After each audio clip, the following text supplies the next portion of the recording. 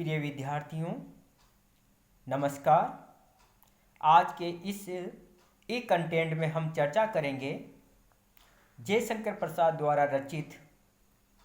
लहर काव्य संग्रह में संकलित उनके प्रसिद्ध गीत ले चल वहाँ बुलावा देकर। इस गीत के इस अंश में, जो कि इस गीत का महत्वपूर्ण भाग है, इसमें हम देखेंगे कि कवि ने किस प्रकार से सांसारिक कोलाहल, शोर, आपाधापी से भरे जीवन से दुखी होकर के एकांत की शरण लेने की कामना प्रकट की है। कवि कहता है कि गीत के माध्यम से हमें बताता है, जिस गंभीर मधुर छाया में, जिस गंभीर मधुर छाया में, विश्व चित्रपट चल माया में, विभुता विभूषी पड़े दिखाई, दुख सुख वाली सत्य बनी रे, श्रम विश्राम क्षितिज बेला से, जहाँ सृजन करते मेला से, अमर जागरण उषा नयन से, बिखराती हो ज्योति घनी रे, ले चल मुझे बुलावा देकर मेरे नाविक धीरे धीरे, ले चल मुझे बुलावा देकर मेरे नाविक धीरे धीरे। गीत का यह अंश जयशंकर प्रसाद द्वारा रचित लहर रचना में संकलित ले चल वहाँ बुलावा गीत से अवतरित हुआ है। इस गीत के माध्यम से कवि ने संसार से दूर शांत एकांत स्थान पर कुछ क्षणों के लिए जाकर रहने की कामना प्रकट की है।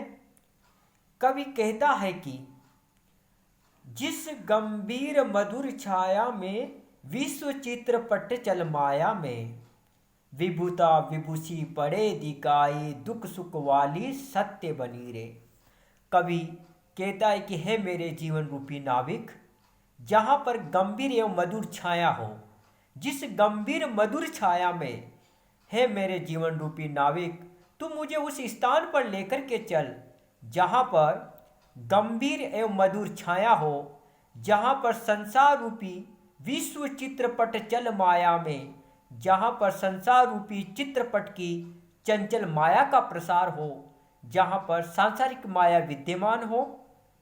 विभुता विभूषी पड़े दिखाई और ईश्वरीय वैभव जहाँ पर स्पष्ट दिखाई पड़े, विभुता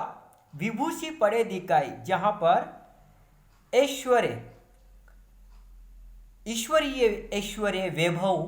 स्पष्ट रूप से दिखाई पड़े, और जहाँ पर दुख सुख वाली, जहाँ पर सुख और दुख से समन्वित वातावरण रहता हो, सत्य बनी रे, जहाँ पर सुख और दुख से युक्त वातावरण हो, स्थान हो, वहाँ पर है मेरे जीवन रूपी नाविक, तू मुझे लेकर के चल। कवि आगे कहता है कि ऐसे संतुलित स्थान पर मुझे बुलावा देकर के तू ले चल। कवि कहता है कि श्रम विश्राम क्षितिज बेला से,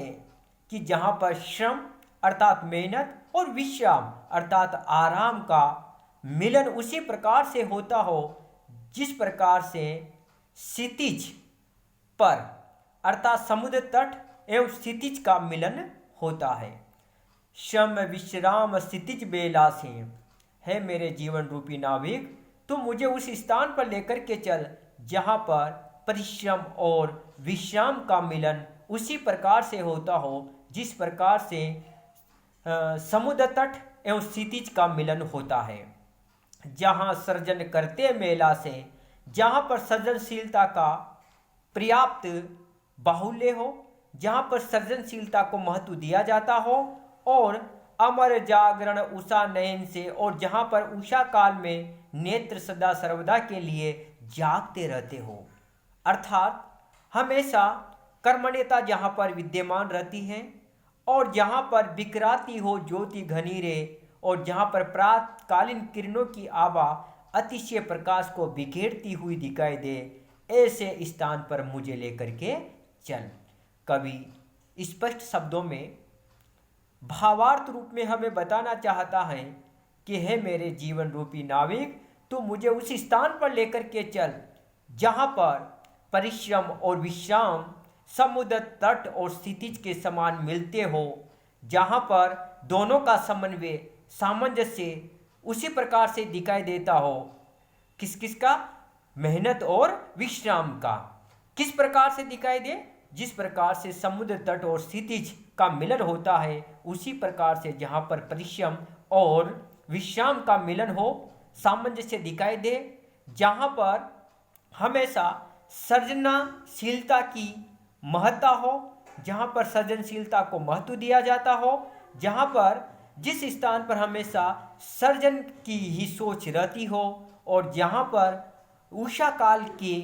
प्रातःकालीन बेला में जहाँ पर नेत्र सदा सर्वदा के लिए जागृत रहते हो, अर्थात जहाँ पर कर्मण्यता को महत्व दिया जाता हो, जहाँ पर आदमी हमेशा कुछ नवनिर्माण के स्वप्न अपनी आंखों में सजोए रह करके हमेशा